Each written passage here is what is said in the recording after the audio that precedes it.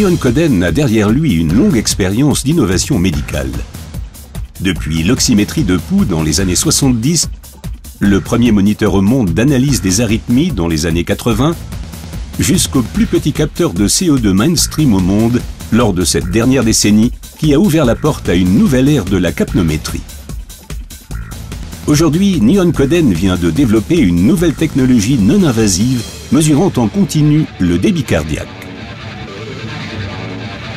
Cette nouvelle technologie est appelée ESCCO. L'ESCCO, ou la mesure en continu du débit cardiaque, se fait à partir de signes vitaux usuels tirés de l'ECG, de la SpO2 et de la pression artérielle. Il existe actuellement plusieurs méthodes de mesure du débit cardiaque, telles que la technique d'analyse de l'onde de pouls, la méthode Doppler, la thermodilution grâce à un cathéter placé dans l'artère pulmonaire et l'échocardiographie. L'ESCCO est une nouvelle méthode de mesure continue et non invasive du débit cardiaque qui se calcule à partir des signes vitaux les plus courants. Le suivi continu du débit cardiaque apporte aux médecins des renseignements complémentaires pour la surveillance hémodynamique des patients. Le cœur pompant le sang du corps pour maintenir un métabolisme normal de l'oxygène, le débit cardiaque est donc un paramètre très utile qui reflète le fonctionnement du cœur. Un dysfonctionnement de la pompe conduit à une réduction du débit cardiaque et éventuellement à une insuffisance cardiaque sévère et à une hypoxie tissulaire. Lors d'une intervention chirurgicale ou de soins intensifs, un monitoring continu du débit cardiaque permet la détection précoce des variations hémodynamiques et par voie de conséquence des prises de décision adaptées. De la même façon, la réponse hémodynamique à un traitement peut être suivie. Ce suivi est recommandé pour gérer les apports liquidiens et améliorer la qualité des soins. 脈波電波速度は今まで動脈硬化の診断などに用いられてきました。私たちは保有している技術を用いて心電図から末梢の SpO2 脈波の立ち上がりまでを PWTT と定義して、それがモニタリングのパラメーターとして応用できないかということをここ20年間取り組んでまいりました。Le temps de transit de l'onde de pouls est le temps qui s'écoule entre le pic de l'onde R sur l'ECG et le point culminant de l'onde de pouls. Le temps de transit de l'onde de pouls est calculé à partir de l'ECG et de la SpO2 mesurée à l'extrémité d'un doigt. 動物実験、データのシミュレーションなど取り組んできました。その中で血管作動薬を用いた時に血圧と PWTT の関係は変化するのですけども、ストロークボリュームに着目するとその関係は一定で、ストロークボリュームと PWTT の間に非常にいい相関があるということを見出しました。そこで臨床の先生に評価をお願いし、大切評価を経て現在の ESC 仕様の開発に至っています。L'onde de pouls naît lorsque le cœur se contracte et que le sang est éjecté du ventricule gauche. L'onde de pouls se propage le long des artères jusqu'au vaisseau périphérique. Le système ESCCO détecte le pic de l'onde R sur l'ECG lors des contractions cardiaques et mesure le temps que met l'onde de pouls pour atteindre les vaisseaux périphériques. Le temps mis par l'onde de pouls pour se propager jusqu'au vaisseau périphérique est appelé temps de transit du pouls. Il est calculé par les moniteurs Nihon Kohden. Le volume d'éjection systolique est plus important lorsque les contractions cardiaques sont puissantes. Dans ce cas, le temps de transit du pouls est d'autant plus court que la propagation de l'onde de pouls jusqu'au vaisseau périphérique est rapide. Lors de contractions cardiaques faibles, le volume d'éjection systolique est réduit. Dans ce cas, la propagation de l'onde de pouls jusqu'au vaisseau périphérique est plus lente et le temps de transit de l'onde de pouls plus long.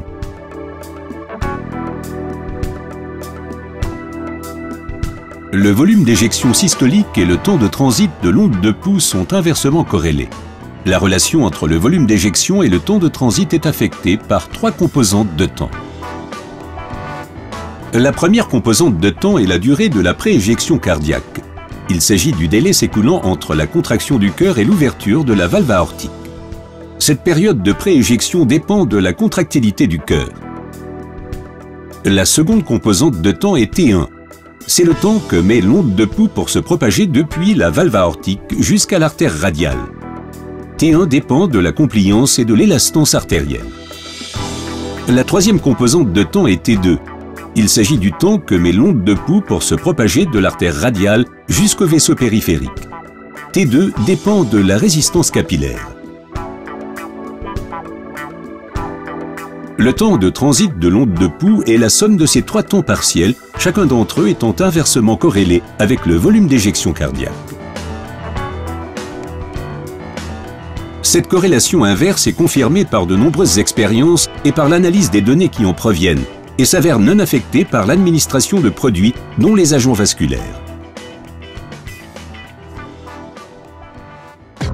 PWTT がストロークボリュームと相関があるということに着目した。この点について非常に評価すべき点があると思います。ただ PWTT は測定するのは比較的容易ですけれども、いろんなファクターによって影響を受ける可能性があります。それを技術で解決してきたのが今回の ESCCO だと思います。今回の多施設共同研究では従来の侵襲度が高いと言われておりますゴールドスタンダードとして使っておりましたインターミテッドのサーモダイレーションカーディアックアウトプットですけれども、これとの比較でもって非常にいい相関関係を得ることができました。Voici les données d'une étude multicentrique. Le graphique de tendance montre la mesure du débit cardiaque par thermodilution intermittente et thermodilution continue. Comparé aux valeurs du débit cardiaque mesuré par thermodilution, le débit cardiaque mesuré en continu par la méthode ESCCO montre une excellente performance de tendance sur longue période. D'autres études sont actuellement en cours. After approval of our local ethics committee, we recruited 26 adult patients who were scheduled for elective partial liver resection. Our primary outcome parameters were the truly non-invasive ESCCO versus PICO. We started our measurement on every patient before the beginning of the induction of anesthesia and before insertion of any epidural catheter, and we finished our measurement at the end of the operative procedure after extubation. According to our preliminary results, ESCCO and PICO correlate quite well. After 6 hours without recalibration, ESCCO still shows acceptable values. La mesure de l'ESCCO est très facile. Elle se pratique en 2 étapes. Dans un premier temps, les électrodes ECG, le capteur SPO2 et le brassard de pression artérielle sont connectés et le monitoring peut commencer. Ensuite, les informations concernant le patient sont saisies.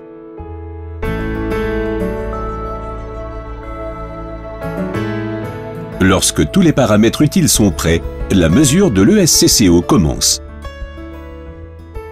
Après un étalonnage initial, l'ESCCO est mesuré de façon continue et actualisé en temps réel. D'après l'expérience clinique que nous possédons dans les unités de soins intensifs, l'ESCCO fonctionne parfaitement pendant plusieurs jours sans qu'il soit nécessaire de procéder à son réétalonnage. En outre, si la pression artérielle est également suivie en temps réel par une méthode invasive, il est possible de gérer l'hémodynamique des patients de façon plus réactive et mieux adaptée.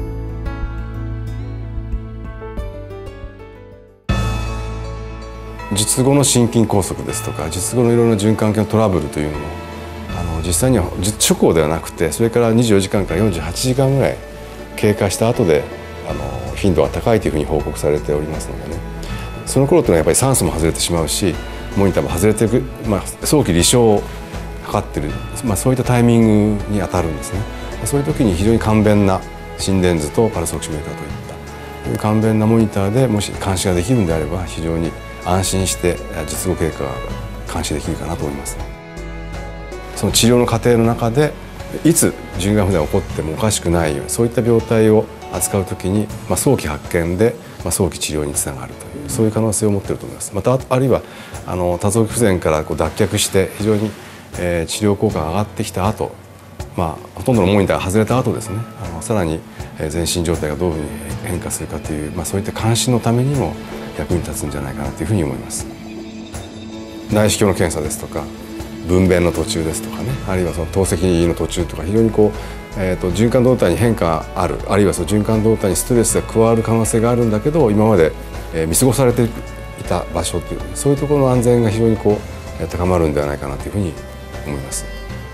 我々麻酔科医にとって、手術中のモニターの3種の神器は心電図、自動血圧計、そしてパルスオキシメーター、これが3種の神器で、麻酔をかける時の必須の装置だと思います。で、今回の ESCC はこの3種の神器と言われている3つの装置から引き出される1つのパラメーターです。これは、手術室だけではなくて病棟等での患者さんのモニターもこれらの3つのモニターが使われております。病棟においても心拍数量を計測した上での循環器管理、輸液管理がなされていく、これは多分次の時代のモニターになっていくだろうというふうに考えております。Grâce aux informations volumétriques que donne l'ESCCO, il est aujourd'hui possible d'assurer un monitoring efficace dans toutes les situations.